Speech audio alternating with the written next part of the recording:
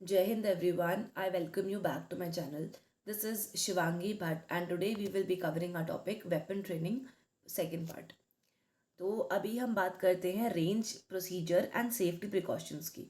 देखो, आपका जो रेड फ्लैग है, जो आपकी फायरिंग रेंज होती है ना, वहाँ पे आप हमेशा रेड फ्लैग को होस्ट किया जाता है ताकि जो जितने भी जो नॉर्मल मैन हैं, सिविलियंस हैं, ठीक है, वो ना आ पाए। और वहाँ पे यूजुअली एक दो कैडेट्स को खड़ा भी किया जाता है। ठीक है, एक फ्लैग आपका हमेशा फ्लैग्स एक वार्निंग है कि जो रेंज है, ठीक है, अभी वो इन यूज़ है, मतलब वहाँ पे याद रखता कि कोई आ ना जाए, ठीक है, वो अभी यूज़ में है। रेड फ्लैग जो बट पे इंडिकेट होते हैं, ये दिखाता है कि कोई भी फायरिंग अभी नहीं टेक प्लेस होनी चाहिए। फिर है आपका सस्पेंशन ऑफ फायरिंग। अगर आपका फायरिंग को सस्पेक्ट किया जाता है प्रैक्टिस के टाइम पे, ठीक है, तो वेपन्स को ग्राउंड में रख दिया जाता है और फायरर, ठीक है, सीधा मतलब जो फायर कर रहा है, ठीक है, he will stand clear. Inspection of weapons, जो आपके ऑफिसर इंचार्ज हैं आपके फायरिंग पॉइंट के, वो रिस्पॉन्सिबल है देखने के लिए कि सारे के सारे वेपन क्लियर्ड हैं, ठीक है, और जो आपका फायरिंग पॉइंट को लीव करने से पहले, ठीक है, कोई वहाँ पे कुछ छूटा उटा नहीं है। ठीक है, आपका इंस्पेक्शन, लोडिंग, अनलोडिंग के बाद आपकी कमांड आती है निरीक्षण के लिए जांच शस्त्र। तो इसमें आपकी जो राइफल्स हैं इसे ग्राउंड में रख दिया जाता है, ठीक है, टारगेट के सामने, जैसे आपका जो टारगेट है फायरिंग का, वहाँ पे रख दिया जाता है। और जो आपके फायरर्स हैं, ठीक है, तो वही आपके अलाउड होते हैं फायरिंग पॉइंट पे। वेटिंग डिटेल्स दी जाती हैं एटलीस्ट 10 यार्ड्स, मतलब वहाँ पे जहाँ पे मतलब जितना डिस्टेंस है ना, जहाँ पे मतलब पॉइंट टू आपकी फायर करेगी, वहाँ पे कोई भी किसी का भी जाना अलाउड नहीं होता, क्योंकि गलती से भी अगर राइफल चल गई तो मतलब अ पर्सन मतलब उसकी जान पे बन सकती है। आपका जो प्रोसीजर है नॉर्मल फायरिंग के टाइम पे, ठीक है, वो होता है कि भैया जो फायर करने वाली पार्टी है, मतलब जो कैडेट्स हैं, उनको लाया जाता है फायरिंग पॉइंट पे। फायरिंग की जो प्रैक्टिसेस हैं वो एक्सप्लेन की जाती हैं। फायरर को बताया जाता है कि ये टारगेट है, यहाँ फायर करना है। कोचेज, एम्यूनेशन पार्टी, एम्यूनेशन मतलब जो आपकी गोली वोली है, ठीक है, वो सब लाया जाता है। ठीक है, मैंने अपनी अपनी पोजीशन ले लेते हैं, ठीक है, और आपका जो आगे बढ़ का ऑर्डर है, ठीक है, मतलब एडवांस, मतलब चलो भैया, ठीक है, लाइन में। तो ऐसे करके वो लोग चले जाते हैं और जितनी मतलब राइफल होती है उतने कैडेट्स वहाँ पे खड़े हो जाते हैं सामने। फिर आपका जो रेड फ्लैग है, ठीक है, वहाँ पे नीचे झुकते हैं, ठीक है, और उनको मतलब बोला जाता है डिटेल एडवांस। ठीक है, तो इसमें जो कोचेज़ हैं वो अपने अपने पोजिशंस ले लेते हैं, ठीक है, और देखते हैं कि भैया उनकी जो पोजीशन है, लेट्स से अगर स्टैंडिंग पोजीशन में कहा है कि स्टैंडिंग पोजीशन उनकी ठीक है या नहीं। ठीक है, फिर लिम्बर आपकी कमांड दी जाती है। इसमें आपकी जो फायरर हैं, ठीक है, वो राइफल्स को अलाइन करते हैं। ठीक है, ऑफिसर फिर उनको ऑर्डर देते हैं कि भैया लोड करो और कैरी ऑन करो फायरिंग। ठीक है, इन स्टार्ट तभी होगी, ठीक है, जब आपके ऑफिसर बोलेंगे कि भैया स्टार्ट फायरिंग, ठीक है, या फिर चार्ज फायरिंग, ठीक है, तभी। ठीक है, उससे पहले मतलब आप अपनी वो कर सकते हो, क्या बोलते हैं, अपना एम ले सकते हो, शिस्त ले सकते हो, और वो जो है आपकी जो गोली है उसको लोड कर सकते हो। ठीक है, जब आपकी फायरिंग फायरिंग कंप्लीट हो जाती है, तब जो फायरर्स हैं वो अपना राइट हैंड ऊपर करते हैं, ठीक है, एल्बो ग्राउंड में ही रखे रहती है। ऑफिसर इंचार्ज जो हैं, ठीक है, वो कमांड देते हैं खाली कर।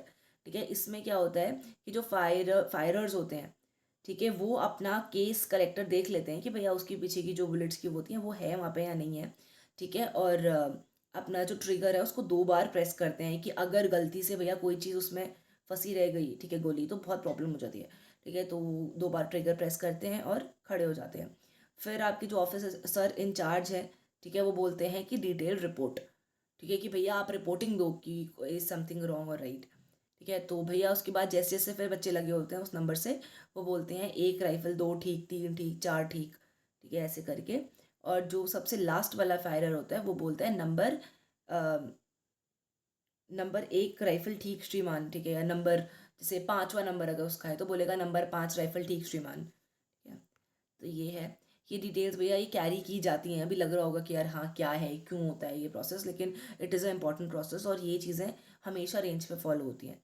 ठीक है, जब आपके फायरर्स लीव करते हैं, ठीक है, तो उनके पास एक बार फिर से उनका वेपन इंस्पेक्शन होता है। देखते हैं कि भैया कहीं कोई लाइव एम्यूनेशन है तो नहीं उसके अंदर। फिर आपका मिनिएचर रेंजेस आ जाती हैं। जो .22 की एम्यूनेशन सिर्फ मिनिएचर रेंज, मतलब छोटी रेंज से प्रैक्टिस होती हैं, और जो स्कोरिंग होती है वो उसके अकॉर्डिंग ही की जाती है। फिर आपका है ऑल्टरेशन ऑफ साइट नेसेसिटी। अगर आपका फायरिंग जो है, ठीक है, देखा जाता है कि जो बैरल का एलिवेशन है वो सही नहीं है। देखो ऐसा होता है ना बहुत बार कि आपने सिस्ट ली पॉइंट पे, जैसे जो आपको दिखा पॉइंट, वहाँ पे आपने सिस्ट ली, ठीक है, लेकिन आपकी जो गोली गई वो थोड़ी नीचे की तरफ चली गई, ठीक है, तो इसका मतलब ये है कि जो बैरल का एलिवेशन है, मतलब जो लेवल है वो सही नहीं है, ठीक है, तो फिर आप उसके अकॉर्डिंग देखते हो कि भैया अगर ये राइफल की पहली गोली यहाँ गई, उसी का तो ग्रुपिंग कराई जाती है।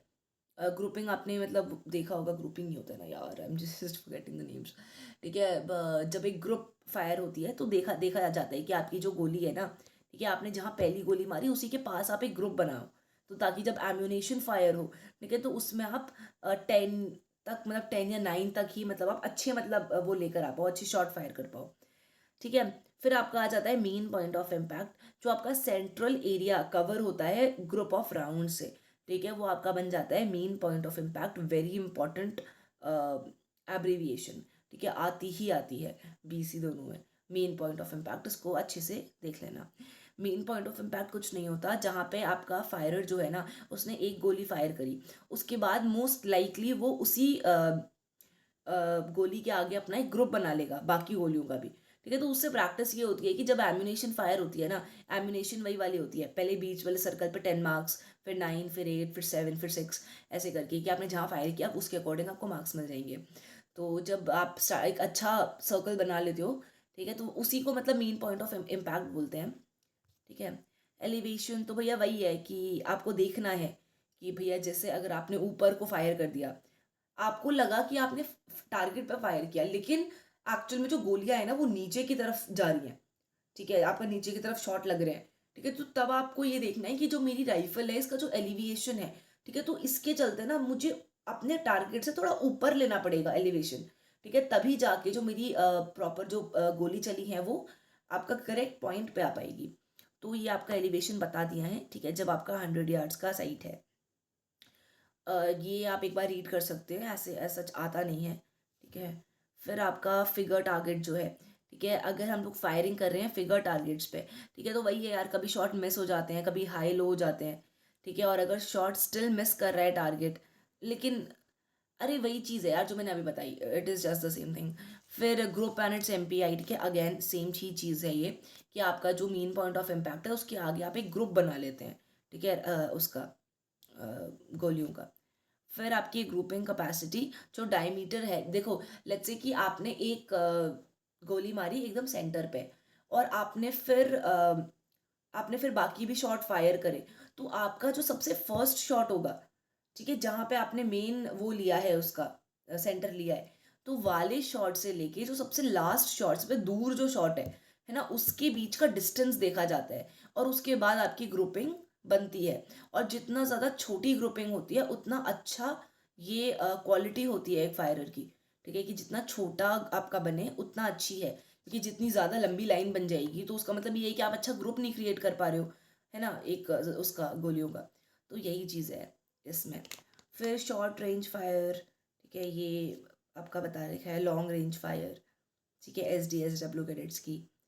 फिर इंसास से, लेकिन usually it is fired by .22 only. So this was all in this lecture, ठीक है, rest I have created a Telegram group, तो अगर आपकी कोई भी क्वेरीज हैं, ठीक है, या फिर क्वेश्चन आंसर्स हैं, ठीक है, या करंट रिलेटेड आपका जो मटेरियल है वो आपको सारा उस ग्रुप में मिल जाएगा, और इंक्लूडिंग योर PDF और जो इम्पोर्टेंट पेपर्स हैं, mock papers, previous year question papers, उनके साथ, ठीक है, मिलते हैं नेक्स्ट लेक्चर में। टिल देन टेक केयर, जय हिंद।